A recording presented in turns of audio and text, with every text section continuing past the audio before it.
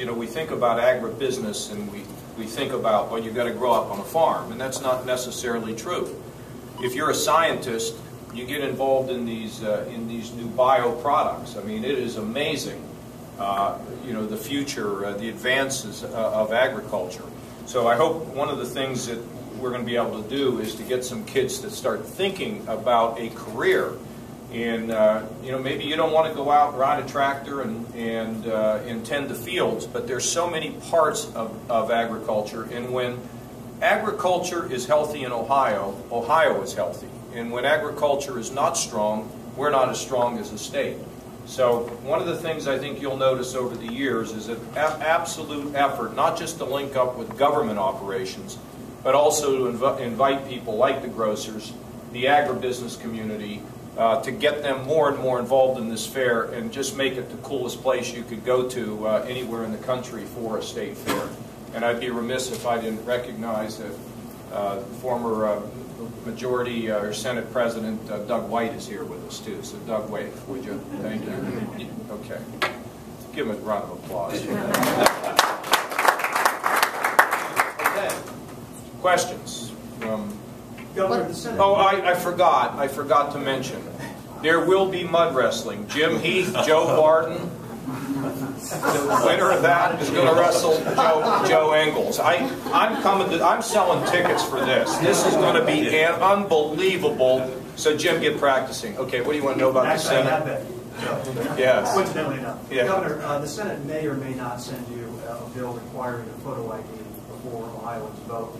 The Secretary of State says he's opposed to that bill. What are your thoughts? Would you be hesitant in signing that? Well, I think, Jim, at the end of the day, the House and the Senate, in their collective wisdom, will send us something that'll be good. We're involved in monitoring the process, but I think at the end of the day, they'll send a bill that will, one, encourage you know, significant voting, more voting, but two, make sure that that we reduce fraud in elections. So we're watching, and I know that Senator Niehaus and Speaker Batchelder are talking about this, and I look forward to what comes out of the House and Senate. Philosophically, does it concern you?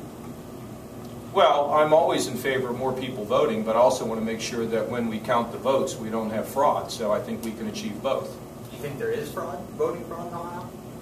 Well, I mean, there's been a lot of disputes over the last several elections. I don't need to remind you of all that, and but you know, we always want to be on guard, Joe. You know, you spend a lot of money, you spend a lot of time, you got a lot of emotion and a lot of people involved, and you know, you always want to police this. Houston's office this morning also said that you can't. That it is his opinion you cannot split a referendum on the ballot. Do you agree with that? Or I don't. I assume you're talking about the story in your paper this morning. I saw a headline. I haven't read it. I'm kind of focused on some other things right now. Are you advocating, though, splitting Senate Bill 5? I'm not advocating anything today other than the state fair. You don't have an opinion, though, of whether Senate Bill 5 should be? I'm not in the middle of that right now, and I don't know what the details. I have not read the story. I will leave it for some of my weekend reading. Okay, then can I ask a state fair question? You can. Okay. You can ask that question. I'm just not going to give you you know, I just don't know enough about it all, so I'm not going to comment, because every time I comment, when it's a headline, so I learned to comment less. Okay. Okay, the big thing out in California this week was the deep fried Kool-Aid. Are we going to see that at the state? Deep fried Kool-Aid? Yeah, are we going to see that at the state fair? I mean, come on. There's a lot of wackadoodles in California. This further underscores my point. Well, no, we will not have deep fried Kool-Aid. But on July 4th, you can watch The View, the show The View, and the Ohio State Fair was recognized for their deep fried Buckeyes. And we actually have one of our concessionaires is on the show, along with 4 other fairs. And I thought that was really great to have deep fried Buckeyes. Okay, good. Governor, you don't want to spend the night in the barn without your children? What's going on? Well, they can't. My daughter Reese is very allergic, and so I'm not going to be doing it. And I told you from the beginning, I'm not staying in a barn. I'm sleeping at home. And but we're Levoinovich. He's excited about it. I want to give him that opportunity. But I'll be here, and I'm excited about it. And you know, I've got a lot of other thoughts, but I'm going to stay on message today about the fair. I think we're doing great. About the the addition of more state patrol people to the fair. Can you talk a little bit about why there's... Well, you know, I've heard that there was a problem here with crime, and people were nervous. I think it's gotten better. I've been told it's gotten better over the years. And we just want to make sure that when a family comes here from anywhere in the state, they're going to feel very comfortable that that it's going to be fun, and that you know, they're not going to come here and have a hassle or have a problem. And so, without getting any farther into that, and there's no reason to be incendiary, we've made progress. But I've talked to Colonel Charles about making sure that we have a very significant presence so everybody can feel very comfortable. How do you expect the budget to look in terms of for-profit charter schools? I think we'll reach you know, I was actually involved in as a mediator myself between House and Senate staff, and we've made a lot of progress. I think it will get worked out. I think there will be private charter schools. There'll be our normal charter schools. The great thing is we're lifting the cap off of charter schools, so we're going to have an opportunity for people to go you know, to be able to go to an education setting where we believe they're going to have greater opportunity, Joe. So, look, I mean, right now, this budget's shaping up.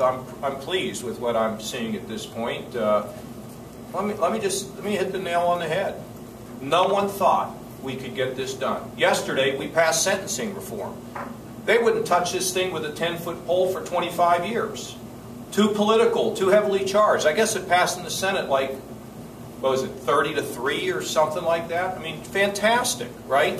The House votes today on it, and I'll have more to say about it. This is something that, in my opinion, will save lives. This will change lives. The ability to have a rational system and not let politics get in the way. You know, that's whole part of this budget, part of our prison reform, sentencing reform. It's fantastic. But you think about this. A balanced budget, eliminating a structural deficit, not kicking a can down the road, eliminating the death tax so you don't have to visit the undertaker and the Ohio Department of Taxation on the same day, maintaining the income tax cut, reforming education, privatizing the development operation so we can have people that can talk business with people who are in business. We're open for business. We're winning in Ohio. This is just fantastic. And no one thought this could happen. And it is happening, and it is a reason for every Ohioan to be excited about what we're doing. The reforms in Medicaid, you know, have been very significant. You know, we've been able to develop programs for whether it's Passport, nursing homes, or everybody else that makes good sense in the state. I think the legislative leaders have done a great job. We're not done yet, but I'm pleased with where we are. Merit pay? I believe that we will have language on merit pay. I think, which I want to commend the mayor of Cleveland for saying that he thinks that that merit pay makes sense. Now, Joe, I want to be clear about this. You know, I have a steering committee now of teachers. We have had over 1,000 teachers across the state indicate an interest in helping us to develop criteria. And I want to invite every other teacher. Don't be cynical about this. You know, we want you to hear what you have to say about the way we should have merit pay. If we get out there a couple years and I'm not satisfied that we have a fair system, we'll work longer. There's no deadline for me on this. I want to get the right system in place. About half of Ohio's schools now, because of race to the top money, have a system that's created merit pay. But the reason I want the teachers involved is because they've got to say what they think is fair. They've got to tell us, you know, how much is the test, which test, how should peer review, how should principal review. But we want them to be part of this. And, you know, I'm pleased we have over 1,000 people who have indicated interest in this. We intend to move all over this state and ask them about it. And I think it's really important in terms of moving Ohio forward. So I believe that we will have some teacher evaluation language that will pass. I'm very hopeful about it. Any thoughts on the bill that would allow a certain amount of pumping of water out of Lake Erie? No, I just... Governor Taft actually testified against it this morning in opposition.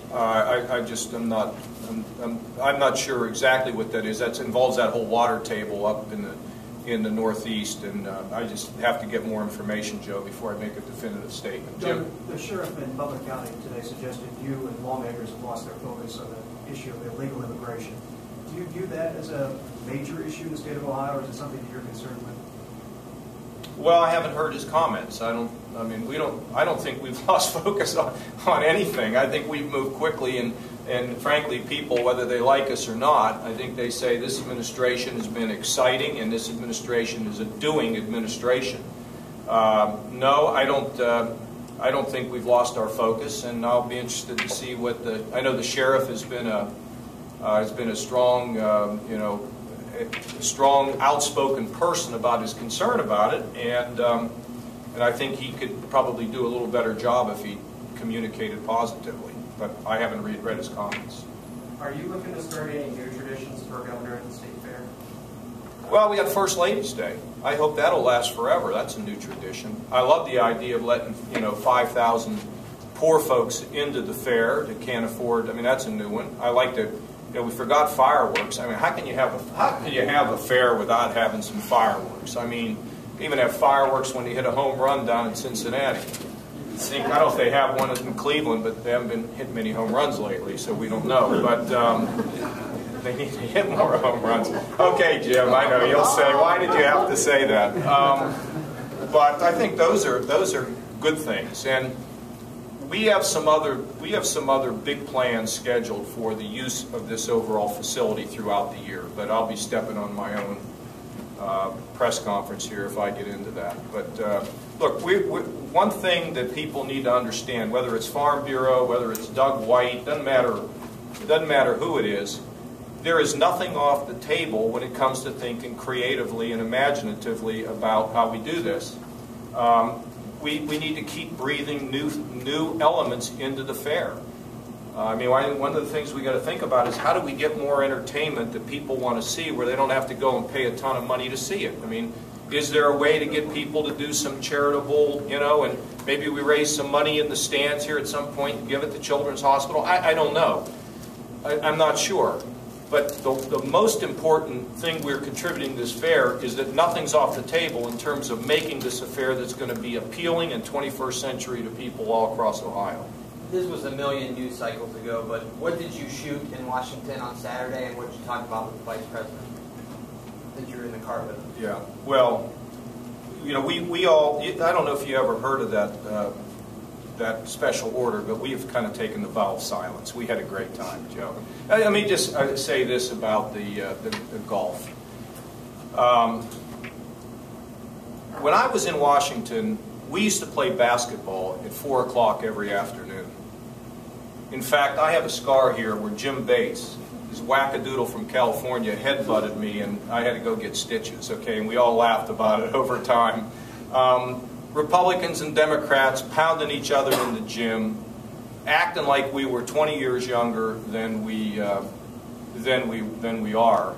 And as a result of that, you stop treating people like they're just the enemy or wear another uniform. And this is a real problem with American politics today. It's like digging in. And if you wear a different uniform, then I don't like you, and it's my job to trash you, and that's just terrible. So back in those days, when we played basketball every day, we'd laugh, yuck it up, spend time together, and then we'd go up on the house floor. And then all of a sudden, instead of looking at somebody as the enemy, they're kind of your friend. You treat people differently. We need that in Ohio as well, Joe, frankly. We need to have more interaction, more fun. And so on Saturday, we were just 4 hackers just yucking it up.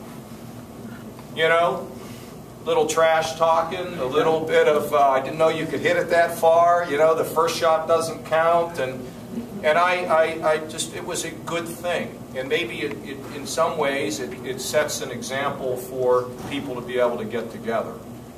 I was always and I still am a very bipartisan guy, and I think that's what the greatest takeaway is from that people can talk and lay down their shields and kind of treat each other as human beings. None of these major problems in America can be fixed with one party.